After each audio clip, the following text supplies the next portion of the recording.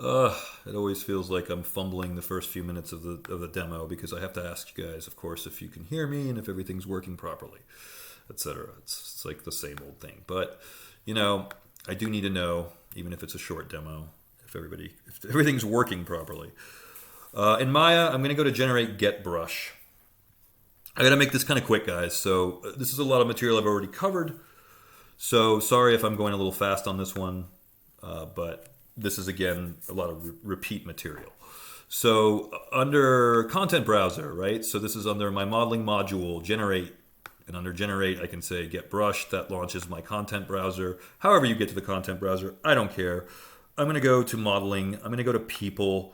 I'm going to pull in a person. I'm going to pull in Sophia, who's posed, just so I have something to render, right?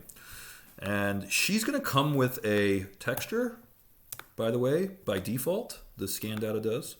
So if I click 4 for wireframe, 5 for shaded, and the 6 button should show me the texture that she comes with.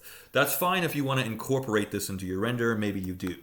I mean, it's always nice to have options, so you might want to have this as a render pass.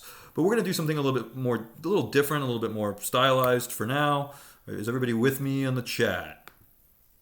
Yes, good, okay. So we're going to do something a little bit more stylized. Here we go. And sorry if this feels a little bit rushed, but again, this is material I've already covered, and also there's another video too. So if you need to look at the other video, you can do that, but it's basically the same thing. So under rendering module, I can go to my tune dropdown. I can even tear off the menu, and I can either create my own ramp shaders this way, or I can go to getting a tune example, and that would be another way to do it if we wanted to use some kind of tune presets. But let's try to keep things simple and fast. So I'll go for tune shaded brightness 3-tone. Make sure that when you do this, you have the object selected. Can we all say duh? So we'll do that again. Assign fill shader, shaded brightness 3-tone. So now these are powered by ramps, which you can see here. You can always change the ramps, and that will, of course, change the shading over here. You can change the color. So if you wanted something, instead of warm, maybe we want something cool. So I'll make blue colors instead. And I've only got 3 levels here, but you can make as many as you want. So I could do like a dark blue, for example, a light blue,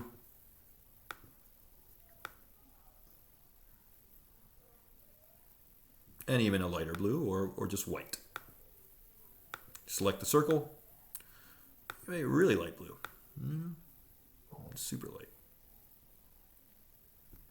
Okay. So now, and of course you can add as many of these as you want. So add as many colors in your ramp as you want. From here, if you're using the Maya software renderer, it should render without a light. Of course, Arnold and the Maya software renderer are very different. So if we switch to the Maya software renderer, I shouldn't need a light. Yes. How to lose weight. How to lose weight? What? What's going on? What are you guys talking about? I'm hearing somebody's mic and they're talking about losing weight, so I don't know. Maybe sorry about that, Gray. That's okay. Is on the phone again or something. Yeah. Mute yourself if you're not like actively asking questions or whatever. So in the Maya software renderer, I have a black background. That's going to be kind of a pain in the ass to composite, or you're just going to get black on top of everything else. So you can either go into the camera that you have. If this is the Maya software renderer, we should be able to change the camera environment to, say, white, and then re-render. If this doesn't work for some reason, then you can also, of course, add a white background with either a sky dome or with just a white plane, then that works too. So if this is what I want to start with my stylized render, it's great, except I don't have outlines, right? So I like outlines personally, so I can select the object, assign outline, add new tune outline. And this gives me a black outline by default around the whole thing, but wake up. Line width might be something you want to change. Don't go too crazy with line width because if you go too nuts with this, then it's going to start obscuring your details. So if your line width is too high, then you're going to stop seeing details. So I think that's what happened with the frozen Elsa model earlier, is maybe the line width was a little bit too large, and so then we sort of lost some of the detail.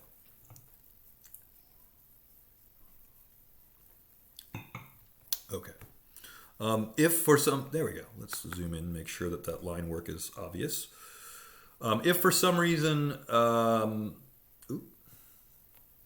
slow, zoom in.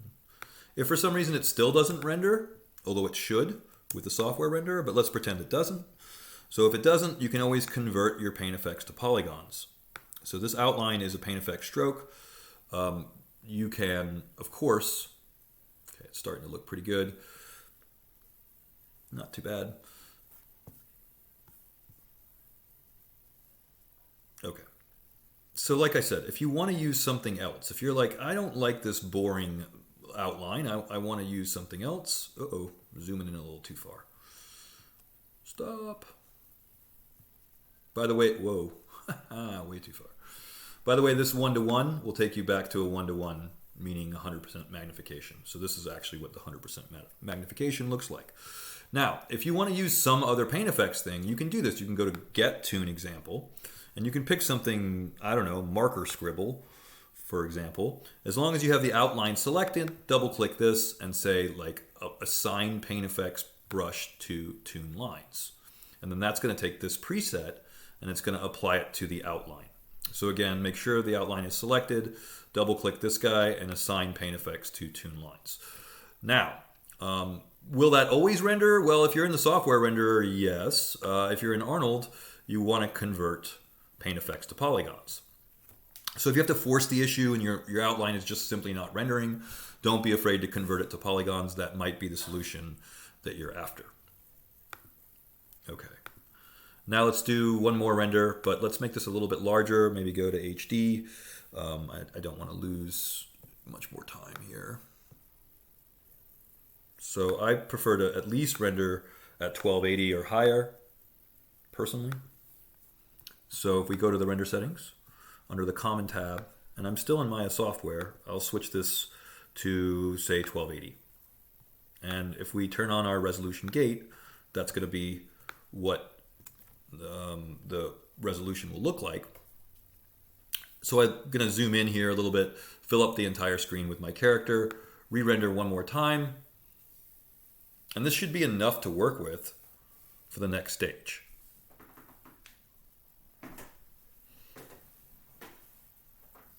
And by the way, we also have like watercolor stuff that we can, I think I kind of want to take this to like a watercolor level. It's kind of what I'm feeling right now. So if I want to make kind of a cool watercolor effect out of this, kind of feels a little bit like that. I'll save this image. This is going to be my kind of CG outline stuff. You can use Maya IFF.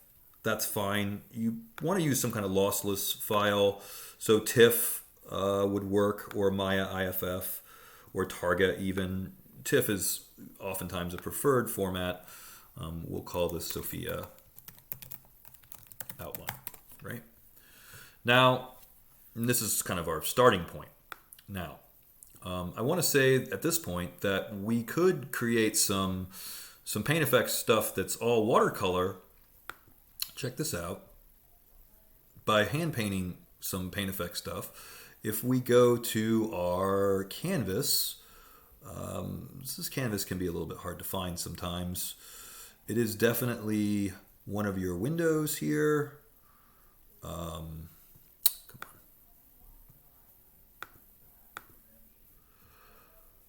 on. Hold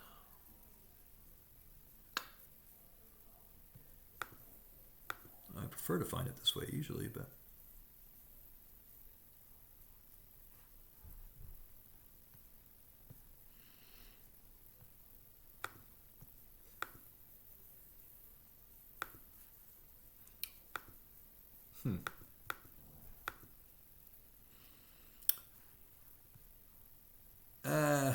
I think I'm going to save this. Let me get into Photoshop before I worry too much about this. But here it is, panel paint effects. I found it. So it was under panel paint effects. This is interesting because look, I can clear out this panel completely.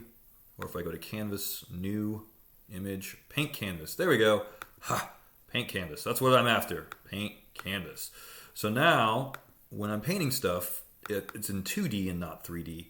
So I can go to my watercolor and I can pick some cool watercolor effects and I can just kind of hand paint this. B for brush size as usual. And I can just be like, oh look, I want to do some cool watercolor stuff. You know, just hand paint some paint effects watercolor. Why not? Go back to your get brush, go back to your watercolor. I've noticed I've got airbrush up here. So this is where you can kind of have a little bit of fun. You got markers, you got all kinds of stuff. But I want to stick with watercolor. So I've even got these Sumi bamboo trees. Why not have some fun with that? You know, whatever you want to do. You know, have some fun with it. It's kind of cool. One thing I got to warn you about though, is that the undo is broken. Don't ask me why. I don't know why. That the canvas for some reason has a broken undo button. Welcome to Maya. I don't really know. Here's a little bit more of the Sumi bamboo. So I'll just do this one last time. But feel free to play around with this stuff, like I keep saying. You know. But you can paint your 2D stuff. If you want to clear this out, just click this big erase button.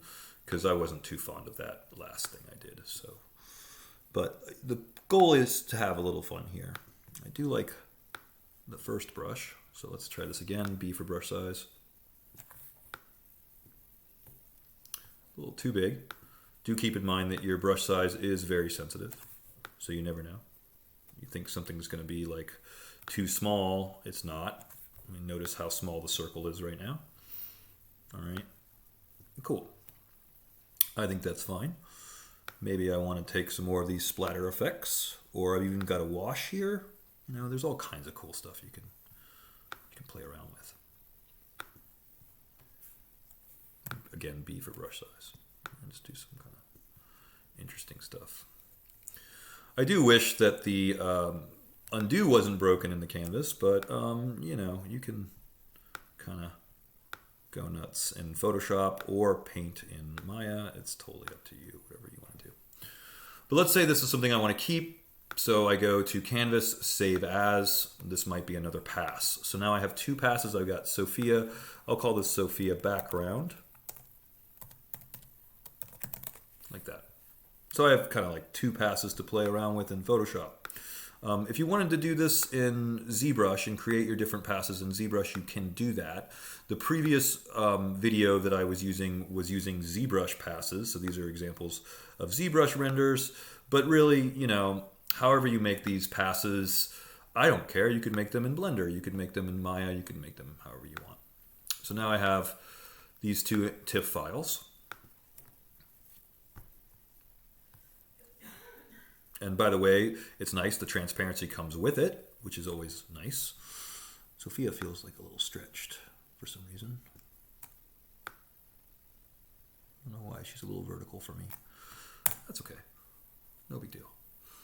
So then, now let's start compositing this stuff, right? So then maybe, here's my background. Let me get this menu out of the way. I want to put this on some watercolor paper. We could find some old watercolor paper, right? And I need to speed this up, so fast. Old watercolor paper, let's do this. Now, in the previous demo, I did go over like very realistic surface development using some substance stuff. I don't know if I'm going to get to that in this demo, so if you're interested in making very photoreal materials, and that's something you want to like learn more about in terms of using substance, then totally, you know, it's in the other demo. I don't think I'm going to be able to get to that in this demo today. Sorry. But it's there if you want. This is pretty low res. So one thing I want to mention is when you're looking for these, try to get larger sizes if you can. I want old watercolor paper. I don't know why. I can't get a large one here. I guess this is good. So right click, open. Well, first, see if we can get, there we go. Right click, open image in new tab. This is some interesting texture. So it's all about finding, wow, that's still very low res. It should not be this low res. It should be like 1080 or higher. Let's try this one more time. Okay, that's got a watermark, right? So we don't want to use watermarks. I can clearly see it now that I look a little closer. How do we fix this? We go up and we change this to usage rights. We want this to be Creative Commons. No watermarks, please, no watermarks. I know it's watercolor, haha, but no watermarks, right? So,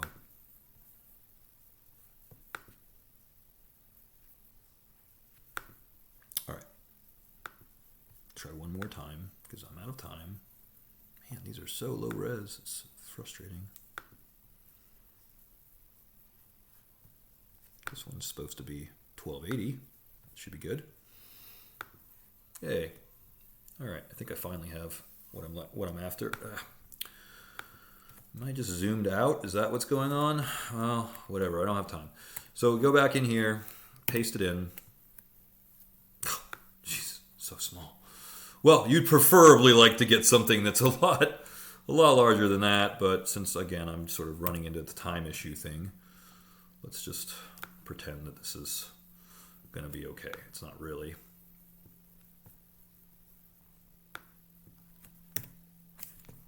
Oof, I don't know. Any amount of pretending is going to make this okay because you can see it's very pixelated. So we don't want something that's maybe a little bit too blurry. You know? It said like 1024. 1280 is actually what it said, so I figured that would be okay.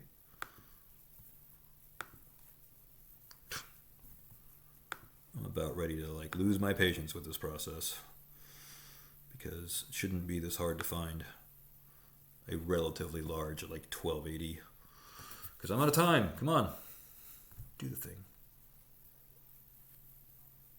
Sure. Well, this has already got flowers on it. I don't care. I'll add more bamboo. It's fine. That's a little better. Okay, so as usual, right, put this underneath everything. Let's scale it out. Oh, man. Show transform controls. Hold down Alt. Scale it out. Just as long as it's not like overly blurry, please. It doesn't have to be like absolutely perfect resolution, but I don't want to see something that's really blurry either. Then take your other layer, put it on top. It's already got transparency intact, but if you want to switch this to multiply, that's not a bad idea. That looks better.